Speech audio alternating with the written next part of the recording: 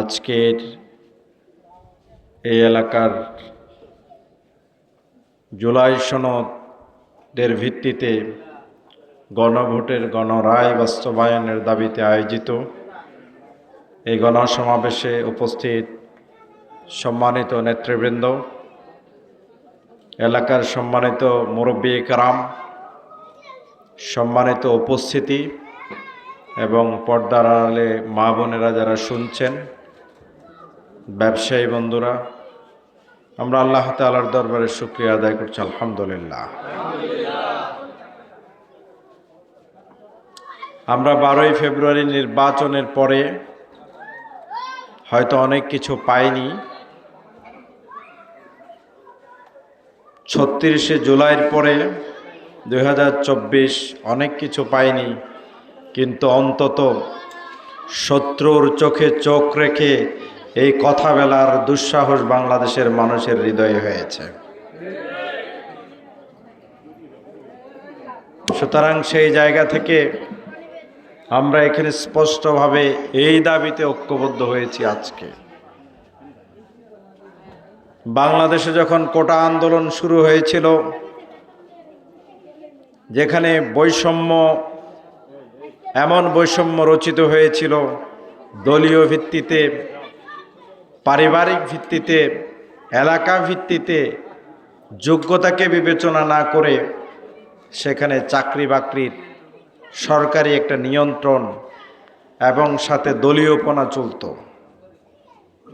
আর সেই জায়গায় কোটা বিরোধী আন্দোলনে সাধারণ ছাত্ররা উই ওয়ান্ট জাস্টিস এই কথা বলে তারা পথে নেমেছিল। কোরআনুল কারীমে সেই কথা কিন্তু 1400 বছর আগে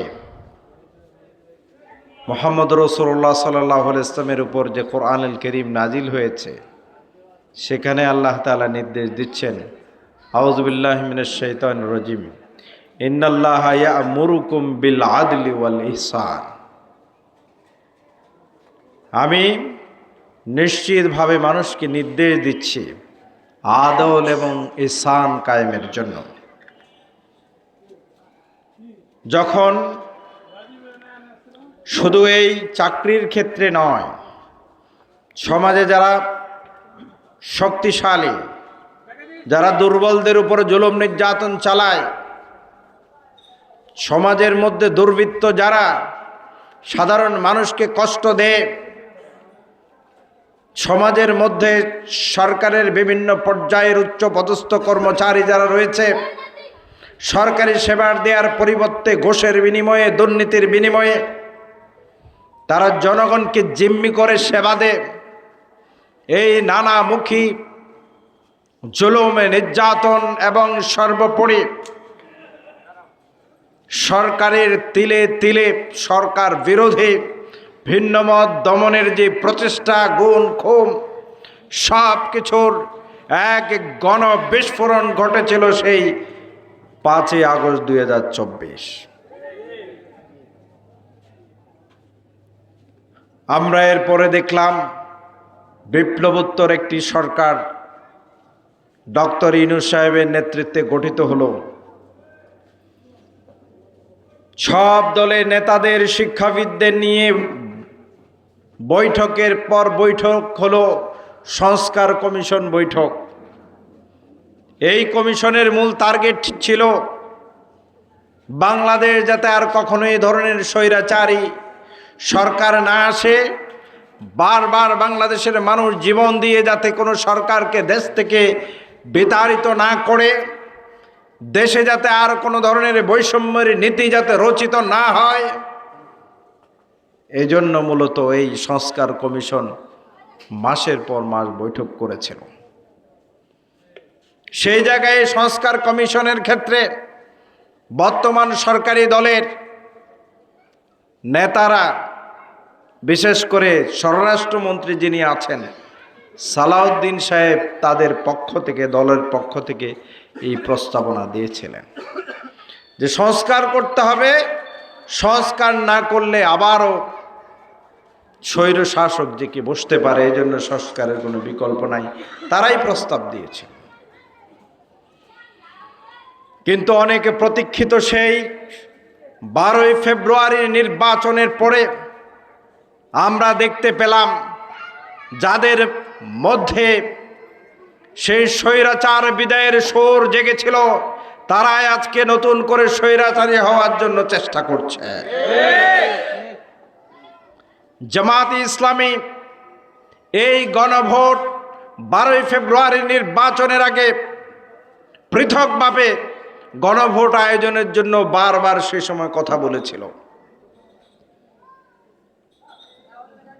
কিন্তু তারা সেই সময় জামায়াত ইসলামীকে বলেছিল যে অনেক টাকা খরচ হবে, অনেক সমস্যা তৈরি হইতে পারে।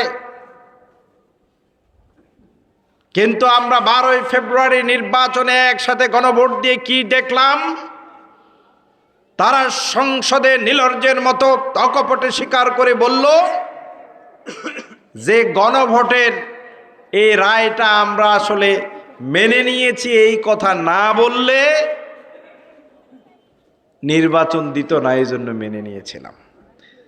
তার মানে হচ্ছে সুস্পষ্টভাবে জাতির সাথে তারা প্রতারণা করেছে।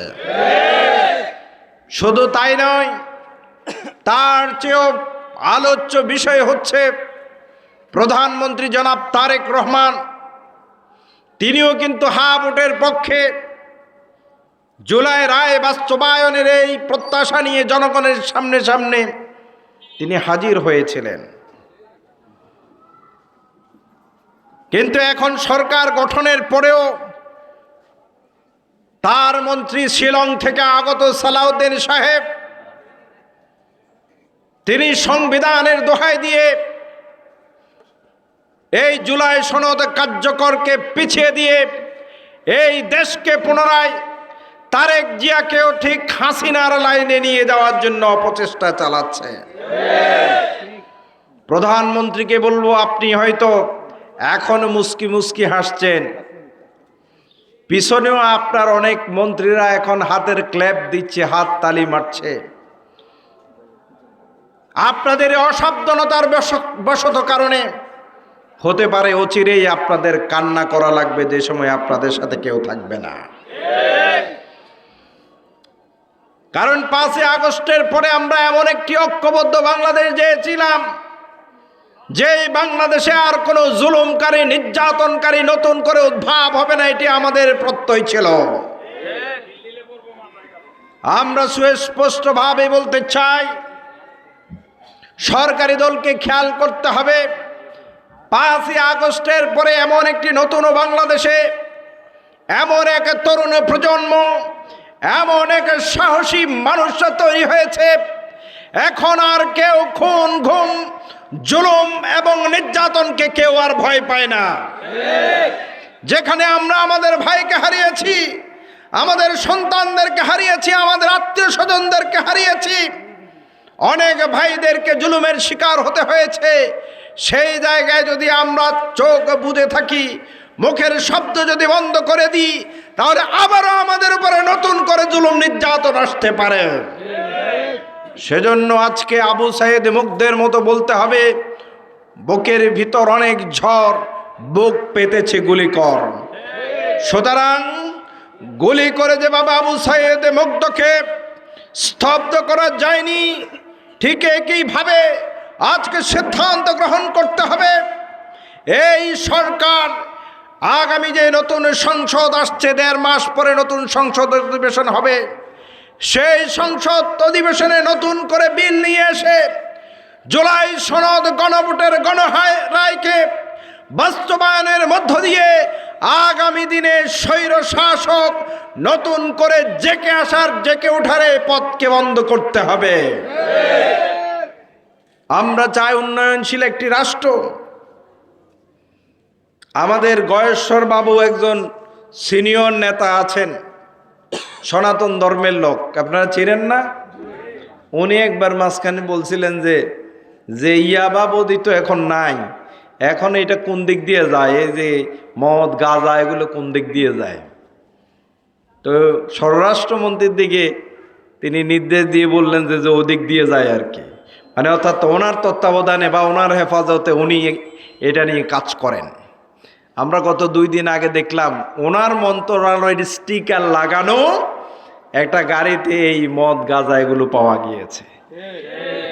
যিনি এই রাষ্ট্রের মদ গাঁজা সহ আইন শৃঙ্খলা এগুলো রক্ষা করবেন, তার গাড়িতে যদি এসব পাওয়া যায় তাহলে দেশের মানুষ এবং দেশের নতুন প্রজন্ম যারা নানাভাবে মাদকাসক্ত হচ্ছে তাদেরকে তিনি কিভাবে হেফাজত করবেন? এজন্য এ ধরনের ন্যাক্কারজনক আচরণ এবং জুলাই সনদকে অবজ্ঞা করার কারণে অনতিবিলম্বে তাকেও প্রয়োজনে পদত্যাগ করতে হবে। সংগ্রামী ভাইরা আমার, নামাজের সময় অত্যাসন্ন। আমরা গতকালকে দেখেছি ডিসি অফিসে অনেক জুলাই যোদ্ধার মায়েদের ক্রন্দন, বাবাদের ক্রন্দন, অনেক আহত জুলাই যোদ্ধাদের আর্তনাদ। তাদের যে মিনিমাম সম্মান সরকারের পক্ষ থেকে দেওয়ার কথা ছিল সেই সম্মান তারা দিচ্ছে না। তারা সরকারের পক্ষ থেকে এইসব প্রোগ্রামগুলোতে দাওয়াত পাওয়ার কথা ছিল, সম্মানের সাথে তাদেরকে দাওয়াত দেয়া হচ্ছে না। তার মানে হচ্ছে 2 বছর না যেতেই তারা জুলাইকে ভুলতে শুরু করেছে। অথচ এই জুলাই যোদ্ধারা যদি জীবন না দিত, শরীরের মধ্যে যদি গুলি বুকে পেতে না নিত, তাহলে আজকে তারেক রহমান প্রধানমন্ত্রী হওয়ার কোনো সুযোগ পেতেন না। সুতরাং এই জুলাই এবং জুলাইয়ের আকাঙ্ক্ষাকে যারা মাইনাস করার জন্য অপচেষ্টা চালাবে, তাদেরকে আগামী দিনে নিজেদেরকে মাইনাস হওয়ার জন্য তাদের পথ খুঁজতে হবে। সংগ্রামী বন্ধুরা, অনতিবিলম্বে তাদের ক্ষয়ক্ষতি পূরণ, তাদের সম্মান মর্যাদা অক্ষুণ্ণ রাখার জন্য দাবি জানাবো এবং পাশাপাশি অনতিবিলম্বে আগামী সংসদ অধিবেশনে জুলাই সনদের প্রস্তাব নিয়ে এসে গণভোটের গণরায় বাস্তবায়নের জন্য সরকারকে প্রয়োজনীয় উদ্যোগ গ্রহণ করতে হবে। এর বিকল্প পথ সরকারের হাতে কোনো কিছু খোলা নাই। আমাদেরকে যদি আপনারা 7-5-14 বুঝিয়ে নানাভাবে জুলাই সনদ থেকে মাইনাস করতে চান, সংবিধানের দোহাই দিতে চান, তাহলে তো এই 26 সালেও নির্বাচন হওয়ার কথা ছিল না। কথা ছিল? শেখ হাসিনাই তো প্রধানমন্ত্রী থাকার কথা ছিল, ঠিক না? কিন্তু এইসব ধানাই বানাই বুঝিয়ে কোনো লাভ। জনগণের অভিপ্রায় এবং জনগণের আকাঙ্ক্ষাই হচ্ছে সবচাইতে বড় বিষয়। সর্বোপরি আগামী দিনে আমাদের যে লোকাল নির্বাচন হবে, সেই লোকাল নির্বাচনে আমরা এমন ব্যক্তিদেরকে আমাদের নেতা হিসেবে নির্বাচিত করতে চাই যারা মূলত সমাজ পরিবর্তনের জন্য জনগণের সেবক হিসেবে কাজ করবে। জনগণের সম্পদ, রাষ্ট্রের সম্পদকে তারা অন্যায়ভাবে লুণ্ঠন করবে না, ইনশাআল্লাহ। এই জন্য এই ধরনের ব্যক্তিদেরকে আগামী দিনে আমাদের নেতা হিসেবে আমরা নির্বাচিত করব। আজান দিয়েছে, যারা কষ্ট করে আমার কথা শুনেছেন, আজকের প্রোগ্রামে এসেছেন, আয়োজন করেছেন, সবাইকে আমার তরফ থেকে মোবারকবাদ জানিয়ে আমি আমার কথা শেষ করছি।